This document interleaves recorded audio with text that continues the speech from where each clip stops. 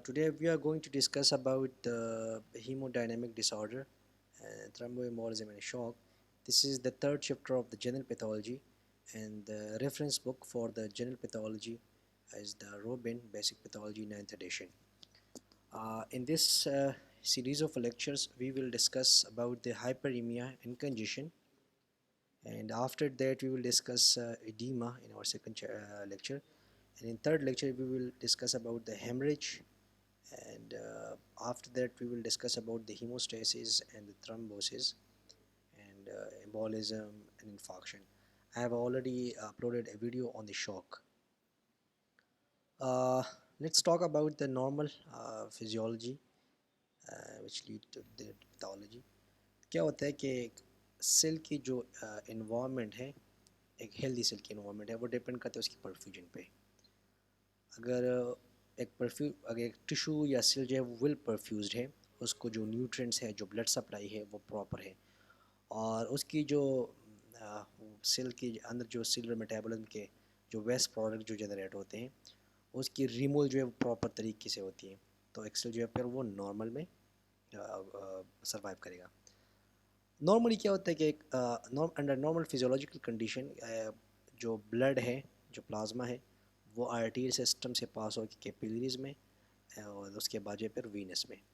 अब ये arterial side से जब पास होते हैं तो वहाँ पे क्या होता है कि कुछ स्मॉल अमाउंट में क्या होता है कि जो फ्लूइड होते हैं या जो न्यूट्रिएंट्स इलेक्ट्रोलाइट्स होते हैं वो टिश्यू को जा रही होती हैं, और वहाँ से टिश्यू में जो एंड प्रोडक्ट है, जो उसको कहते हैं जो वेस्ट प्रोडक्ट है, तो वो आकर वीनस में जाती है. सही है ना. अब यहाँ पे आर्टीरियल साइड पे जो फ्लूइड की मूवमेंट होती है या इलेक्ट्रोलाइट की मूवमेंट होती है, वो जो हाइड्रोस्टैटिक प्रेशर है और ऑनकोटिक प्रेशर है उसके उस पे बेसिस पे होती है. अगर ये हाइड्रोस्टैटिक प्रेशर या ऑनकोटिक प्रेशर जो है वो डिस्टर्ब होगा कुछ पैथोलॉजिकल कंडीशन में, तो फिर वो एक जो इंटरस्टिशियल कंपार्टमेंट में जो फ्लूइड है वो शिफ्ट होंगे extra cellular extra vascular compartment में.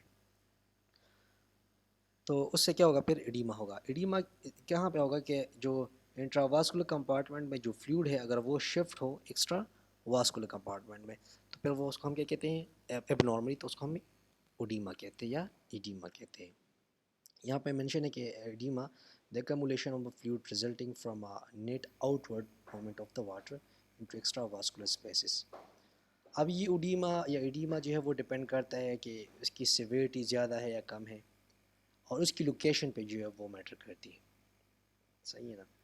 सो edema may have a minimal or profound effect in the lower extremities. It may only make one shoe feel snugger after a long sedentary day.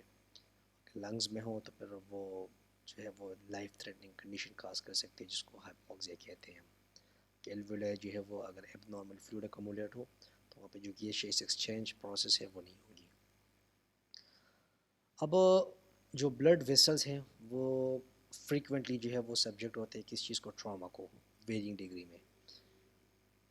अगर एक vessel जो है वो उसमें trauma आ जाए तो उसकी फ्लूइड लॉस या हैमरेज को प्रिवेंट करने के लिए क्या होता है, वहाँ पे हेमोस्टेटिक जो हेमोस्टेसिस है जो इस हैमरेज को जो है प्रिवेंट करती हैं, तो वहाँ पे एक प्लग बनेगा, और इन रिजल्ट क्या होगा कि वहाँ पे जो फ्लूइड लॉस है वो मिनिमम होगी या कम होगी या बिल्कुल नहीं होंगी.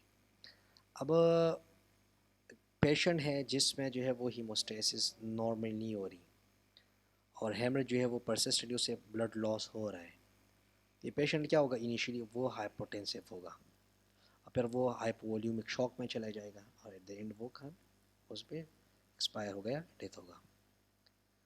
अब फॉर एग्ज़ाम्पल एक पेशेंट है, दूसरा पेशेंट है जिसमें इनअप्रोप्रिएट जो है वो प्लग बनेगा या क्लॉट की फॉर्मेशन होगी.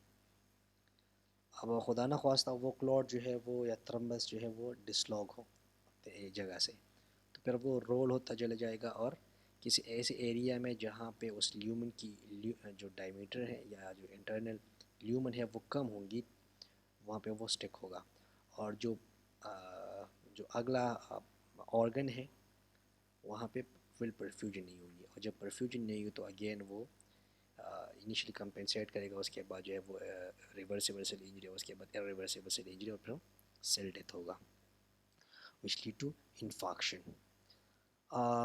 کیا ہوتا ہے کہ جو تھرمبو ایمبولزم ہے اس میں جو میجر 3 ہے، اس میں ہم کہتے ہیں کہ مائیکارڈیل انفارکشن، سیکنڈ پہ جو ہے وہ پلمونری ایمبولزم، اور تھرڈ پہ جو ہے وہ سیریبرو واسکولر ایکسیڈنٹ۔ یہ اس پہ میں ایک ویڈیو جو ہے وہ اپلوڈ کر دوں گا۔